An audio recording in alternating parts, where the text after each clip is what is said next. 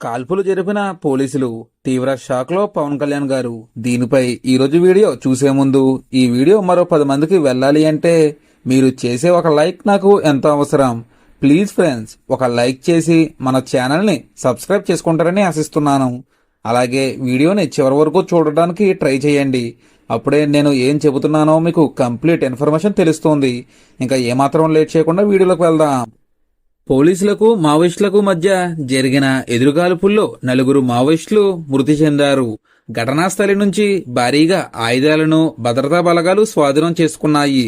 బీజాపూర్ జిల్లాలోని నైరుతి ప్రాంతంలో మావోయిస్టులు ఉన్నారన్న సమాచారంతో భద్రతా బలగాలు కూంబింగ్ చేపట్టాయి. ఈ క్రమంలో ఎదురుకాల్పులు చోటు చేసుకున్నాయి.